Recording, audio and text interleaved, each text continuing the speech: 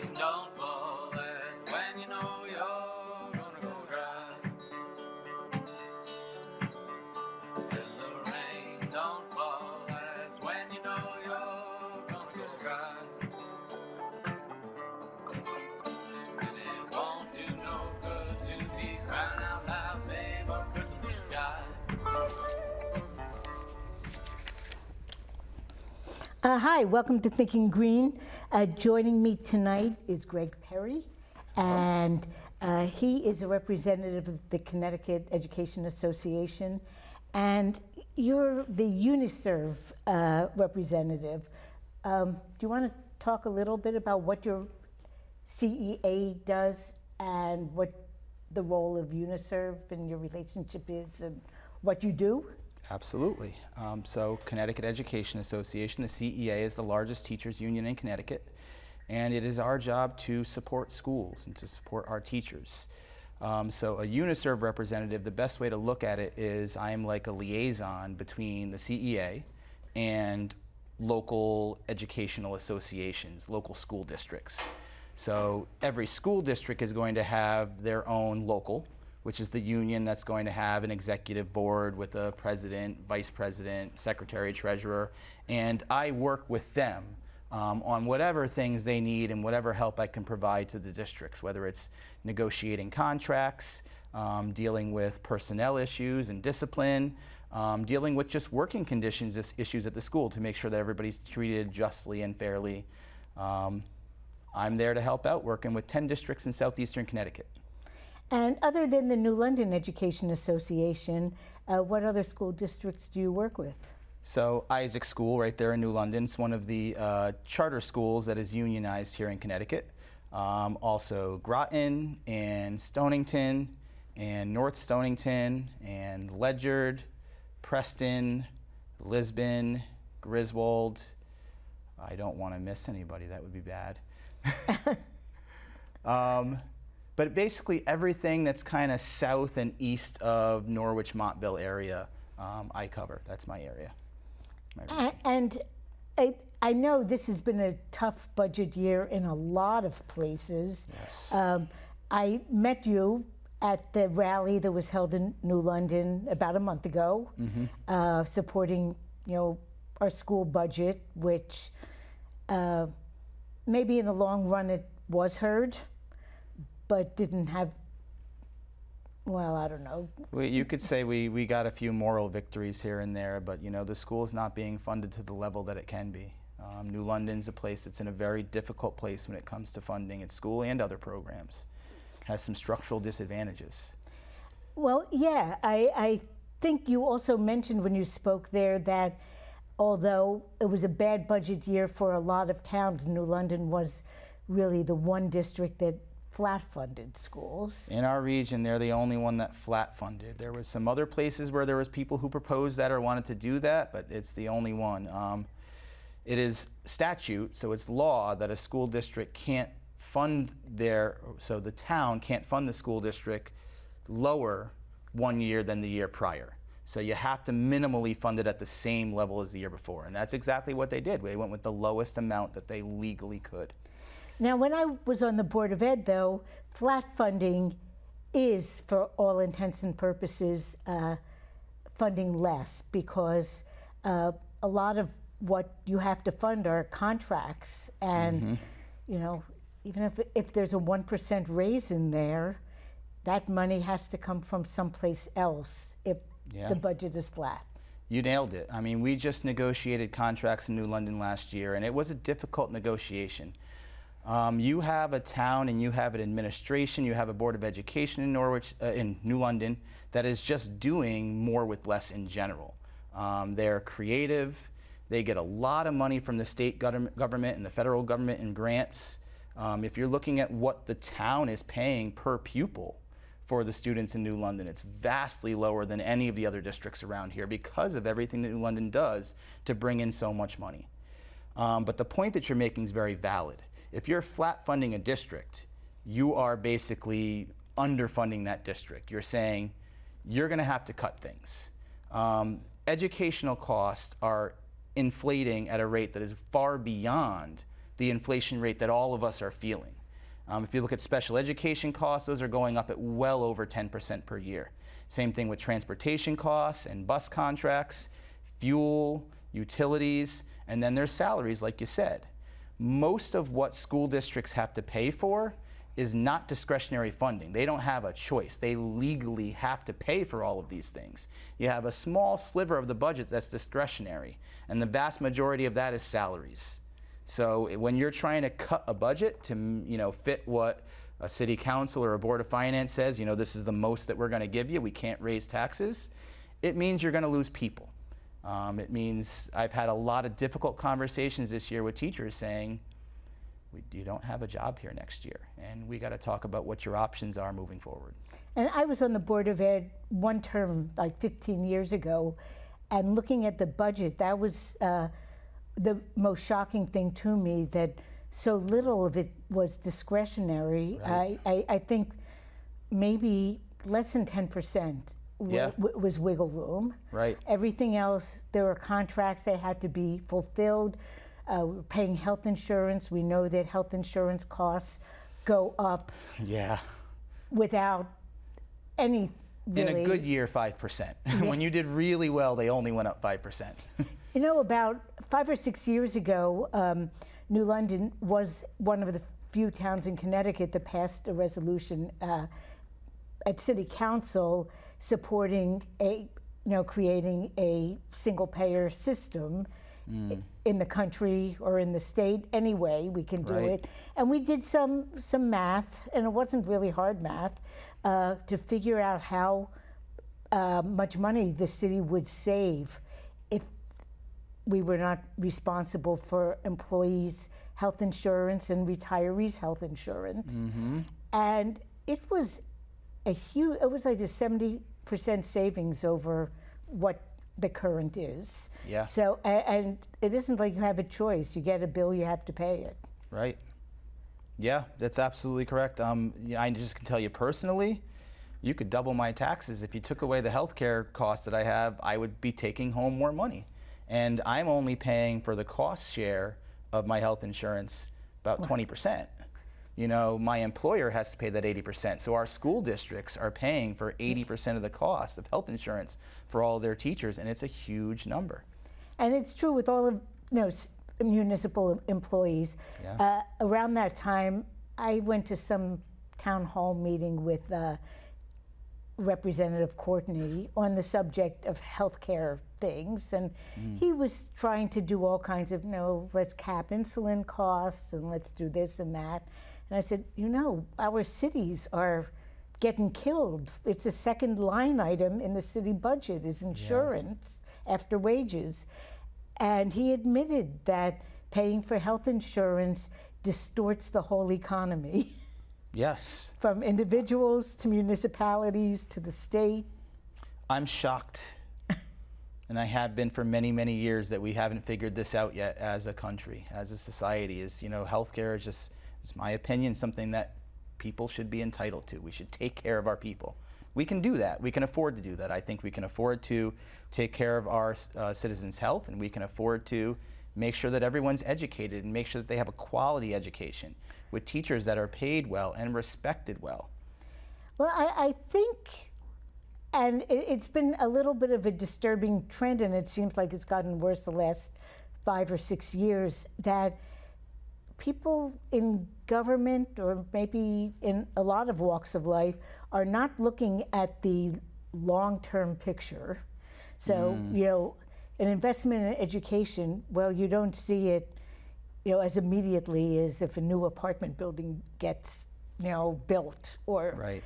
But it's a huge investment in your future, but the return on that investment is one of the best you can get. Yeah, but it's a huge one. You want a society of people who can think and think critically and who can do things well. And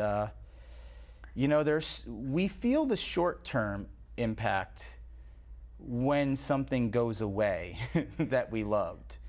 Being on a board of education, being an advocate for education, when you tell people that they're going to lose their music program, or they're going to have to do pay-for-play sports, or a child care program that they used to love and enjoy is not there anymore, all of a sudden it's, whoa, no, you can't take those things away. You can't cut those things. But there's difficult calculus that's being done by our Board of Education all around the state. What can we afford and what can we do? They don't want to cut any of the programs, services, and awesome things that we provide for our students. But when you're told, this is the money you have, and the cost to have a same services budget, meaning we're providing exactly the same as what we this year as what we did last year, is around 6 or 7% in most districts this year. And very few places were able to pass budget increases of 6 to 7%. So almost every district I'm working with almost is cutting something and trying to figure out what can we cut. And there are things that people like and things that people want. And really, what things that we would get a good return on if we look in the long term. Right. It's, the cost-benefit analysis you're doing, the money you save by losing a library and media specialist, or losing an after-school program, or making folks have to pay for their sports programs is peanuts compared to the benefit that we're getting from doing these things. Yeah, I don't think there's a lot of looking at the budget, municipal budgets in particular, that are looking ahead 5 years, 10 years, 15 years, 20 years. We're lucky if we're looking to the next election, but sometimes it almost seems like the myth, in my opinion, that government should be run like a business has us looking maybe 1 or 2 quarters ahead. Yeah. And that doesn't give us much. Yeah. The finances of running any program, running a government, are very important. I feel that there is a myth that's out there that's very damaging for a lot of the things that do good for society about public agencies and public service. You see it with what happened federally with the DOGE cuts. There's people cheering this stuff on. They're cutting veterans administration and veterans who are doing a lot of this work. They're cutting jobs for people whose job it is to help people, to feed people, to house people, to make sure that they're taken care of. And people are cheering this on and talking about how we're getting rid of waste and fraud. And it drove me nuts because, I came from a family where, my mother and father both worked in public service for their whole lives. My father was a chaplain with the state hospital system. My mother worked for Youth and Family Services. She was a social worker. And both of them were in managerial roles where I got to hear and understand a lot about what they were trying to do and how they needed more funding and they needed more resources, and they were pinching every penny that they possibly could. Our public servants and public service agencies are thrifty. They have to be. If they have more money, if they have more funding, they can help more people. They're not wasting money. That myth is damaging, to act like these groups that are out there to help people are wasteful with their money. Whenever I hear those things, my blood boils. I get very upset. Mine too. I'm a retired preschool teacher. I was a Head Start home visitor for 12 years. I did some state-funded childcare. I did a little bit of, it was always nonprofit, but I did some upscale nonprofit too. I worked at the, when Yale New Haven Hospital here was L&M, and they had a child care center. I worked there for about 6 years. And then I decided I wasn't earning any money. I might as well be working, helping families who were worse off than me. Thank you. So, and it was a great job. And I did Head Start from 1995 to 2007. And actually, it was the week of that rally that week I bumped into 3 families whose kids I had had 20 years before, and they remembered. Yeah. It makes a difference. Because you had a big impact, yes. Head Start was huge for my nieces and nephews. If it wasn't for Birth to 3, if it wasn't for Head Start, they would be struggling so much more. Imagine if we had universal pre-K everywhere for everyone. I mean, that's an investment that we need to make. It would help so many families. I don't know if you know of the economist Art Rolnick, but he for many years was a vice president of the Minneapolis Federal Reserve, and he did research on this kind of stuff. And I got to know about him because 25 years ago, he was touring around the country talking about how the best investments that any city can make is education, and especially early education. He said he was not in favor of tax abatements for developers. He said that kind of moves development around, but it doesn't really create new development, but education does.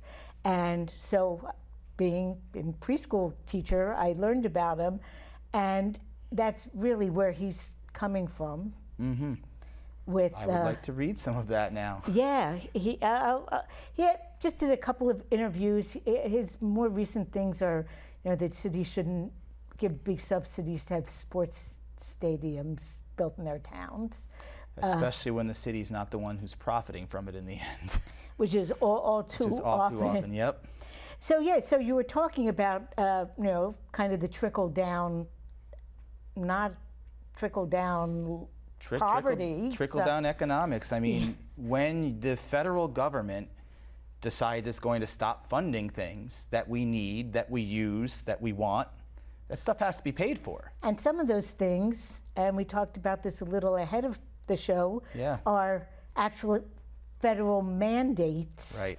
And so I've had some shows with a guest talking about, modern monetary theory, and said on a federal level, the government can afford to pay for anything it thinks is important. It's a matter of priorities, absolutely. Yeah. So what are we paying money for now? Like sending armaments anyway, but we could just as easily decide it's worthwhile to spend money on, hey, schools must follow, ADA, or, give their students with disabilities certain services, and it's federally mandated. Those are the rules. So why is the state to some extent, but also the local school board, having to scramble for that money? The federal government should just be covering it. That's what's happening every year. The Individuals with Disabilities Act is supposed to be, by statute, funded by the federal government at a level of 40%. That funding is never above 10%. And we're talking about hundreds of millions of dollars that are not coming to the state of Connecticut that should be, based on the law. And so the state is having to make this up. And, you have what's called the educational cost sharing formula. Right. And there was a big increase to that this year during the legislative session, which is very helpful. It held harmless communities, so when that formula is computed and a district may be losing money compared to what they got last year, we get a hold harmless provision that those school districts are going to get at least what they got last year. A number of districts that really needed those bumps and those increases, the ECS formula does help, and this is one of the criticisms of it. It does help a lot of the urban districts and a lot of minority districts a lot more, and that's necessary as well. And we've got a number of increases to funding this year from the state. That was a fight, and it's a battle that we shouldn't be having to have every year. Going to the state and saying we need more for educational cost sharing. We need more for excess cost, which is a provision that if any district or town spends more than 4.5 times the average per pupil cost for a single student, then the state will reimburse that at a certain funding amount. And that's always less than what it's supposed to be. It's never 100%. Most districts, Norwich, where I'm on the board, we were promised 90%, and then last year we got 72. So our finance manager, who's trying to, compute and figure out, what do I put in the budget? What are we going to get? We never know till the end of the legislative session, and it's almost always less than what we were hoping for, and it causes a hole in the budget. And in a place like Norwich or New London, $1 million hole in your budget hurts. But when you're talking about a $40 million budget, 45 in London, or a $95 million budget in Norwich, you can do it. When you're talking about a district like Voluntown or Lisbon, when you have a very small budget, one student or two students moving into your district with excess costs can blow a hole in your budget that now you're asking the town for a 10% increase just to offer what you did last year. And one thing I noticed when I went to some of the public hearings is you talked about this money. It's hard to plan for it because you don't really know what you're getting until after you've already done your budget. Right. Yeah, we've got some very smart finance people in a lot of our districts who work hard, to put together budgets that, they can, with some wiggle room, know what to expect. And this is the sad thing that happens sometimes when budgets are underfunded, is you'll go through the whole year and you have, New London's had budget freezes almost every year recently where teachers can't, have money for, field trips that they might want to do or extra supplies they might need during the year. Or you're limiting how many copies you can make because of a budget freeze. And it's just trying to deal with a budget that's underfunded from the start. And that's what we're going to be working with in New London and a number of other districts this year, is that a budget that on the outset is below the level where it needs to be. And so you can be creative, you can be hopeful, you can be optimistic, you can do everything you can to save money, but at the end of the year, you overspent. And then it seems like you're the bad guy as the district coming back to the town council or the Board of Finance saying, hey, we need this amount of money more. When they might not see how much cost cutting and how much frugal, how many frugal decisions were made all year long. That hurt our students and our teachers. And you mentioned, I wonder if there's a way that we can, hold the federal government, the state government to their commitment. You said they're supposed to fund 40%, but they don't fund that much. And I think about the state and the urban centers and the pilot funds for the general budget, and pilot is never funded the way it's supposed to. Right. There's been bills introduced many times to do so. And I guess the urban, fully fund IDEA bill was a bill last year that never came up for a vote. Yeah, and I'm guessing fully funding pilot on the state level is also something that the votes aren't there. I guess the suburbs and they have more clout than the urban areas in much of our country. Sometimes, and certainly in our state. Yeah. The other thing that's tough in Connecticut is that our wealth gap is like one of the biggest in the nation. Yeah. So in terms of the state budget, the income tax seems not as progressive as it should be. I follow, Connecticut Voices for Children and what they talk about the state budget, and I hear our governor who really doesn't want people in Greenwich to be helping fund people in Bridgeport or New London, what can we do about it? What can we do about it? We got to just keep doing what we're doing. We got to advocate. We need to call our legislators and let them know what matters to us and what we care about. We need to be out there in the street when there are actions taking place, saying, this is what we want, this is what we need. There is the reality that there can be some blowback and some negative effects of increasing taxes too much on our businesses, our corporations, and on the wealthy. There's a balance that needs to be struck. I don't feel that we're anywhere near where we need to be balance-wise to be able to fund things that we need to in this state. And there's a real return on investment, like we were talking about before, that when you do tax these things at the right level and you have the ability to invest in your communities, it comes back around and you start to have growth in your communities that you wouldn't have otherwise. And since you mentioned community, that seems to be a piece that is off the radar screen of a lot of taxpayers and a lot of people in positions of power. That community building stuff isn't happening, and I think we are losing a sense of community. Yeah, enlightened self-interest is the term I like to use that I feel is lacking. We have a lot of people with these Randian philosophies that it's, I need to take care of me, I need to take care of myself, I need to take care of my family first. And there's some rightness to that. You do need to take care of yourself. However, the way that you take care of yourself in an enlightened way is understanding that none of us are an island. None of us are alone. We all need each other. When we don't have a thriving community, it ends up coming back to bite us. When we're not funding things in our community correctly, we don't have services that we might need. Other folks in our community don't have those services, and we end up paying for it. You're going to pay for it in the end one way or the other if we have an uneducated society. You're going to pay for it one way or the other when people are not fed and housed, when they don't have health care. The bill is going to come due.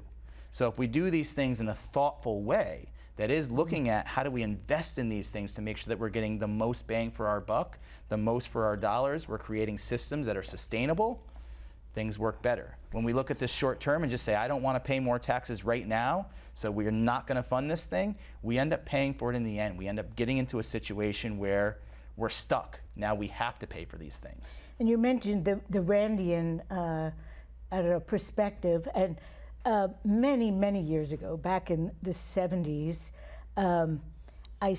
we spent a summer kind of living a libertarian life. You know, we were in a forest on the West Coast, and we had a spring, and we didn't have mail delivery, and we didn't have electricity or phone or plowing or trash pickup or any of that. Yeah. We were pretty off grid. We lasted about maybe 3 months. And anyone who lives in a city, I think many people really underestimate what our gain is from living in an urban community, and realizing that what I pay in property tax, if I were responsible for my own trash pickup, my own, you know, if we neighbors had to plow our own street, if we didn't have electricity and water and gas piped in, it would really cost us a whole lot more than... We take these things for granted, you know? So, you know, in Norwich, where the community where I live, they have a summer camp this year. It's a 7-week summer camp, and it's $150 per week. So it's $1,000 per child. And if you have multiple children you're trying to send this to, that's a big bill. It's hefty. Yeah. And there's a lot of people complaining, you know, why is this so expensive? Like, we can't afford to send our kids. This is only something that rich can do. And I hear that. But sometimes those same people who are complaining, why do I have to pay for this, are the same ones who are at the city council meetings complaining, you better not raise my taxes. And it's one or the other. You know, it would be great if we could subsidize that program, but that money's got to come from somewhere. And so if there's not federal programs that are saying, hey, we're going to give you money to be able to run these things, and if there's not state money, then it's got to be done by the town, by the municipality.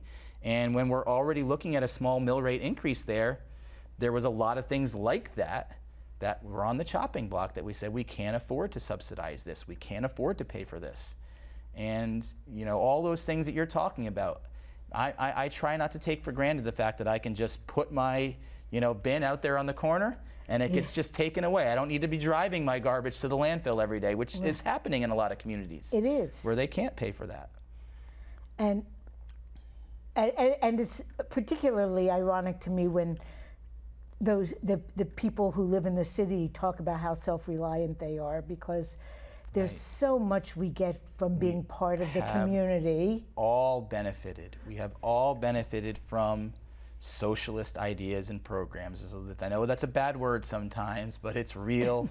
We are benefiting from socialist ideas, and there's a lot of things that we love. I consider myself, and have for a long time in many ways, a libertarian. I don't want the government involved in my business. I don't want them surveilling me. I don't want them tracking me, knowing who I am. I don't want laws telling me what I can or can't do with myself. I know a lot of people who are small business people, who are contractors, and a lot of times, you know, that anti-regulation idea, there's some validity to it. A lot of the things that we do, the regulations that we have, are not helpful, and they're not accomplishing the things that they should do, so that they need to be looked at. But there is a role for good governance. It's not about how big or how small our government is. It's, are they representing us? And I feel like, especially right now, we're rapidly moving away from a government that's representing us to one that's oppressing us without that representation. true. And I think, yeah, balancing, having a government find the right balance between individual rights Yeah. and community welfare. Right shortly before our libertarian phase, we actually were practicing socialists. I don't know if I've ever been really an ideological socialist, but we were kibbutz members for like 3 years back in the early 70s. And, you know, you had a group meeting every Saturday night in direct democracy. We lasted 3 years of that, not 3 months. So it had more going for it than the libertarian off-grid lifestyle in our experience. But I really came away from it not really feeling ideologically tied to anything, but like, can't we just have a good government that knows how to balance what individuals need and what the community needs? That represents us. Yeah. That represents the people, that if the people are saying this is something that we want, we make it happen. And we don't have that power as the people a lot of times, unfortunately. Yeah, we don't. So there was a recent legislative session that just wrapped up a short time ago, and I'm guessing you've been involved with some of the, so can you talk a little bit about some of the things that were considered, some of the things that passed, some of the things that didn't pass, some that passed and were vetoed, like what you feel are the highlights of those sessions that will have an impact? So, I mean, we had our big items that we were looking for, you know, for teachers and for our schools. We're looking for minimum salaries for teachers. You know, in New London last year, a first-year bachelor's degree level teacher would have been making under $45,000 a year, which is not something that you can live on. We have a lot of early career teachers who need to work second jobs, and it shouldn't be that way with, you know, when you're a professional who's gone to school to do this, who has invested so much and want to be able to invest the time into your career. You know, this should be a profession and a career, and teachers should be treated that way. And the fact that you have entry-level teachers making less than $45,000 is absurd. And so we were trying to get a base, a minimum, saying, you know, all teachers would make at least $60,000, which is not unreasonable, and it's not pie in the sky, but it's very difficult to do. There's a lot of dominoes that if we were to do something like that, that would fall. You know, what happens to the people who are already making that, to contracts we already have in place? How is it going to be paid for? Who's going to pay for it in poor districts? Yes, where in some districts they're already there. Oh, I'm sure. And in some districts they're not. So there's equity issues that go into that as well. But you know, that conversation needs to be out there. People need to be realizing, you know, what our teachers are making and what they're being paid. And at the lower end of the salary scale, you know, we have a very weird thing in education, steps. And steps have a huge structural impact on a district. So the average district has about 13 steps. That means I start out on step 1, that's the base pay, which, you know, is going to be $50,000 to $55,000 is about the average. And then your top step is step 13, which is going to be somewhere in the 90s as an average. And so over the course of 13 years, I start on step 1. And if we negotiate a contract that says everybody gets to move a step each year, in 13 years, I should be at that top step. A teacher who's been teaching for 10 years is not making their real teaching salary, basically. You're started at an artificially lower level and basically saying, we're not going to give you a full teacher salary until you've been teaching for at least 13 years. If there was no step freezes. Most teachers have experienced step freezes at some point in their career where you're held at the same step level because the district can't afford to move everybody up. And this happens a lot more in poor districts than it does in rich districts. When I'm negotiating in New London, and they have trouble retaining teachers to get up to the top step because they don't pay as much, because the working conditions can be very difficult, because you're dealing with the budget issues where you might not be funded, you might not get your prep time because they don't have subs to cover for you, they don't have paras to cover for you. Class sizes might be larger. Class sizes might be larger. You know, if I stay in New London, where there's been step freezes and where I'm dealing with these difficult conditions, I'm going to make $70,000. But you know what? If I go next door to Groton or Stonington or Ledyard, I can make $82,000 right now. And this is the calculus that teachers have done, and you can't fault them for saying, you know, why would I stay here where it's more difficult to make $12,000 less? So teachers aren't making it to the top step as much. So when you don't have teachers already at the top step, every year when you're factoring your budget, you have to factor in those step costs. How much does it cost just to move teachers up to the next step? So your budget is growing when teachers are moving on steps. If you work in a smaller district where folks are staying around and making it up to the top step, they have very low step costs. So I might negotiate in a district that's doing well and it's wealthy, and you know, just to move people up is only costing us 0.7% of their total budget. Whereas in New London, that's 3%. So we can't add money to the salary schedule. We can't give them cost of living increases or general wage increases. We can't put more money on the top step teachers who don't move steps anymore. And so the inequity just grows every year. You know, that whole idea that poverty charges interest, it's true with school budgets as well.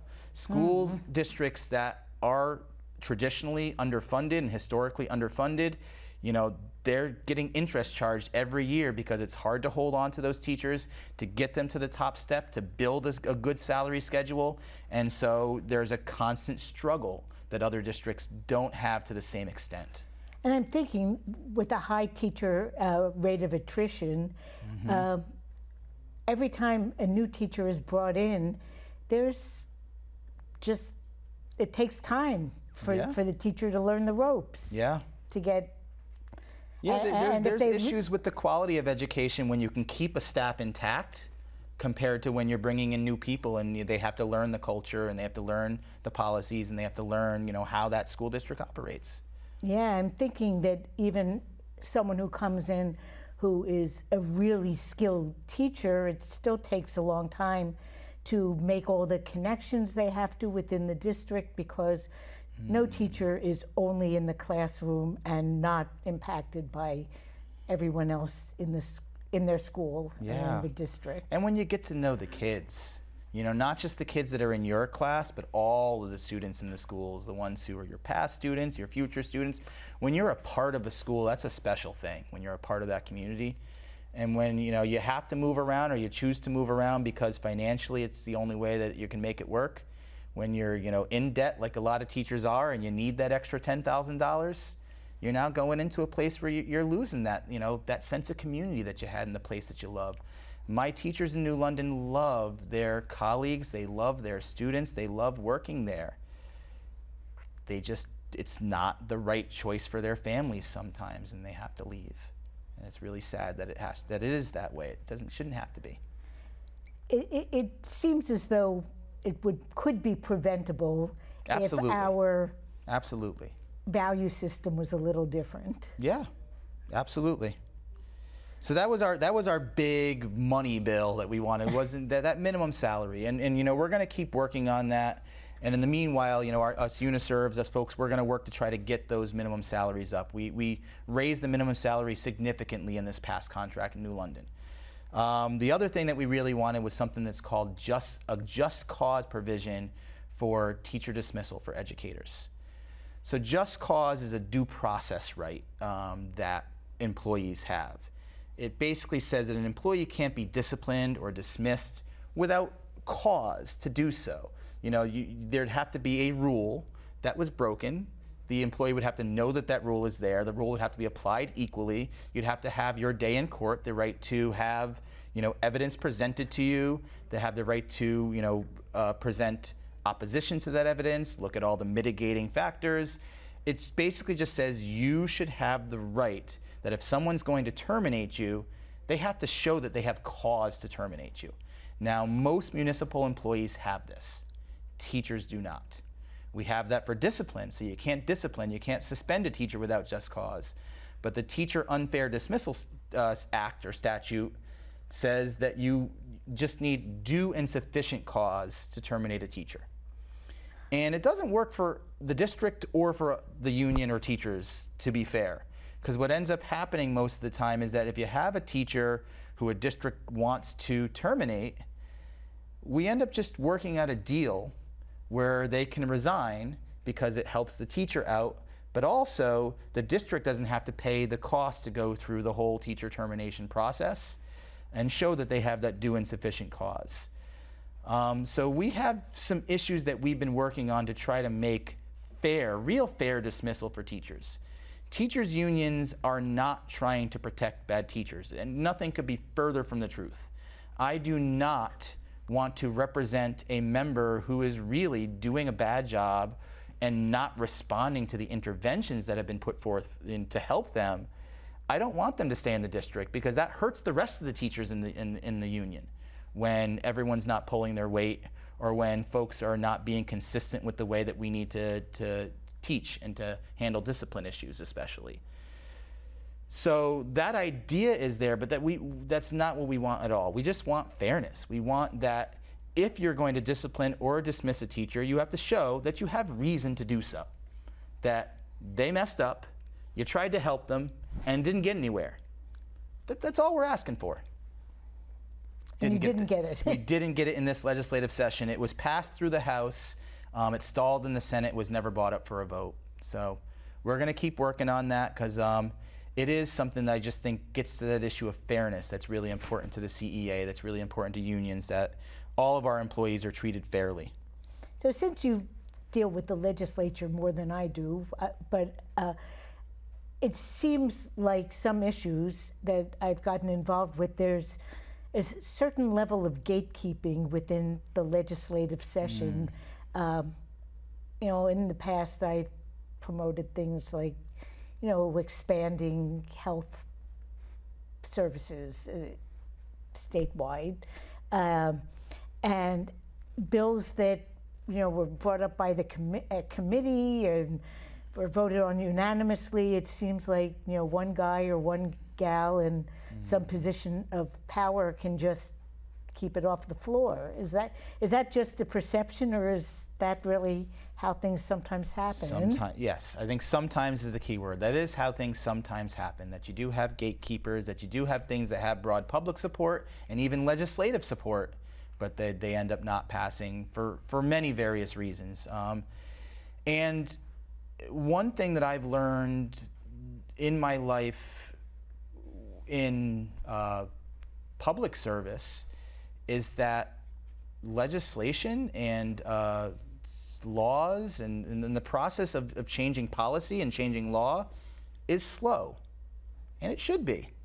You know, there's a rightness to the fact that things are being done in a way that's very deliberate and thoughtful, and you have checks and balances, that you have people that can raise objections to things that could be harmful, that you have people that can put the brakes on things when that's necessary.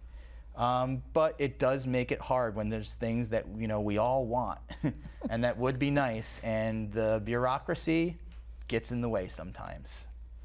So looking at, I know we're a long way away from the next session, and the next session will be a short session. Yep. But are there any issues that you're looking to have come back next session? Yeah, well, we're going to be coming back to Just Cause. We're going to be coming back to work on teacher salaries again. There's a number of things that we did achieve during this legislative session that we're going to continue working on and continue strengthening as well. You know, we talked about universal preschool briefly. Right. There was a bill that passed through the legislature that is creating a system and funding for universal preschool and a trust fund to help that to happen. So there's a big push by a lot of our legislators on early childhood, and I'm really glad to see that, and I hope that we continue strengthening that. Like I said, every child, every family, you know, should have access to really full day pre-K. That would be amazing. I do know that when Governor Lamont was first elected, I think Beth Bai is still the early childhood person, and I know her back from early childhood years. She was a toddler teacher, and she's helped and supported New London. She's helped and supported Norwich and a lot of the districts around here. So so the fact that she is still with the administration seems like a good thing in an administration that I'm critical about a lot of. So what Which else? is right. The education cost sharing grant, like we mentioned before, we got more money funded for that. We're working on getting more for the excess cost grant. We want to see that funded so that no district is harmed. That 4.5 times the average student level, we'd love to see that come down to a lower level so that districts and towns are accessing state money sooner and earlier. We have a lot of things. There was a special education committee that did a listening tour around the state this year, that did a lot of work to see what are the things that we can put in place to help our special education teachers who are overworked. Our related service providers, our special education teachers, our speech pathologists, our school psychologists, our school counselors, they are overworked. They are dealing with caseloads that are out of control and students with needs that are higher than ever, and oftentimes less support for these things. So there are things that were put in place to have some guidelines about how caseloads are created for these teachers. And something was passed this session, right? This session, yep. Making it easier for teachers to get endorsements. It is a shortage area for teachers, so we need more teachers in these areas. There's a commission that was created to study and recommend policies to address special education caseloads with consideration for the services that are provided. There's legislation that provided grants for individuals to get endorsed in special education. So we did some things, but we have a lot more to do. I hope that we don't look at the gains we made on special education this year and say, okay, we're done, we're good, but rather we keep working on that. The freedom to read. This was a big one for me because it's going to be an issue in a number of districts in our state. There was legislation passed basically requiring that any library that's operated by a board of education to adopt fair procedures for determining whether a book can be removed from the shelves.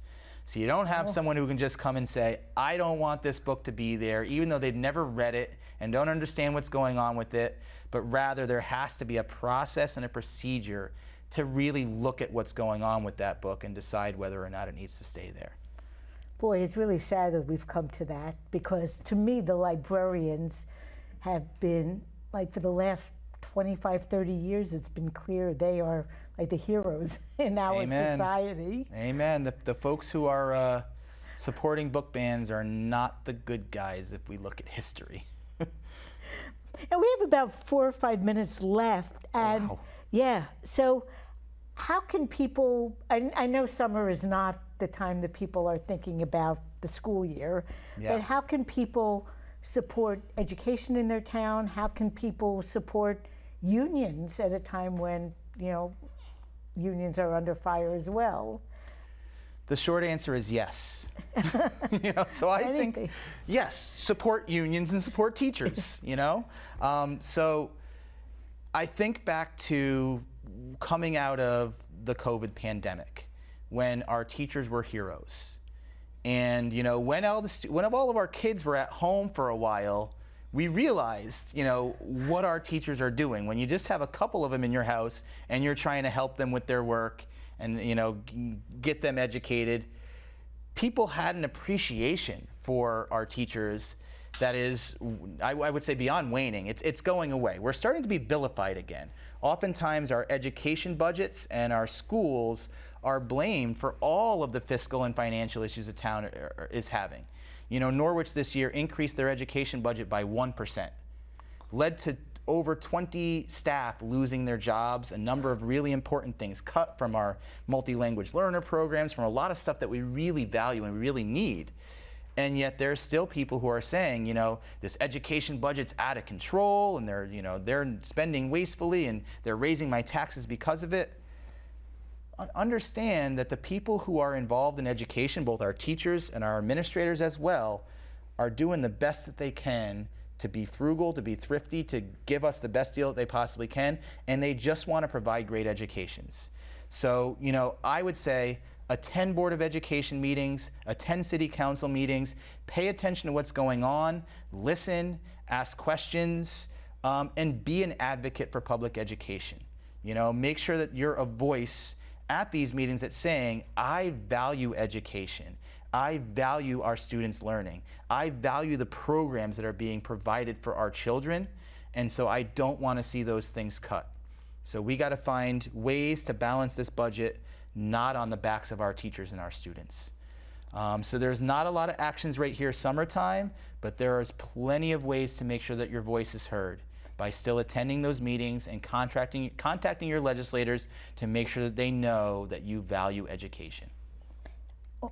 Well, and that is, that's a tall order, but it is important, and I can't help but think one way that New London is responding is that the school buildings will not be available for rec programs this summer. Yeah, sad and to see. It's, I don't know, maybe some people will say, oh, it's harder for me to schedule basketball games or something. Maybe I need to fund the schools. Maybe, I don't know. But it is a loss of a facility that, would be a real benefit to have available. Yeah. And I think that trickle-down idea too is, looking at the federal level, our representatives in Congress and, in the executive branch, that we are pushing them to support things that support us. Not this budget that's cutting taxes for the rich while at the same time removing health care and education and emergency, FEMA and emergency management money, and all of these things are being reduced and cut that we need. We've got to be loud about this. And there's a lot of actions going on that we can join, whether it's your local Indivisible group or any of the other rallies that are going on, or phone banking, opportunities to contact our legislators and let them know. There's people doing this work. Find those folks and join them and help us to fight for budgets that represent the people. Okay. Well, thank you for coming to Groton today. Thank you for having me here, listening to me, giving me a forum to, talk about the things I care about.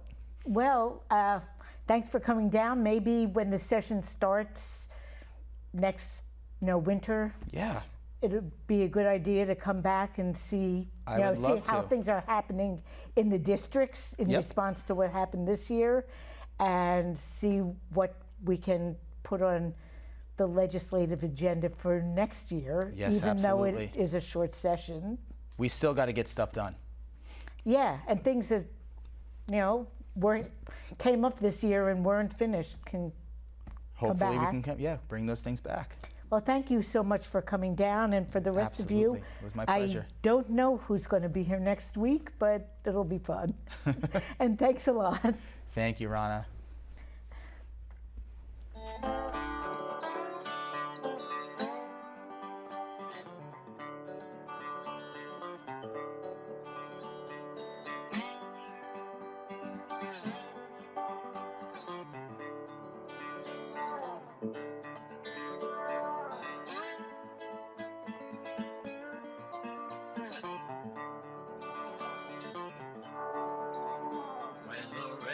Don't fall, that's when you know you're gonna go dry.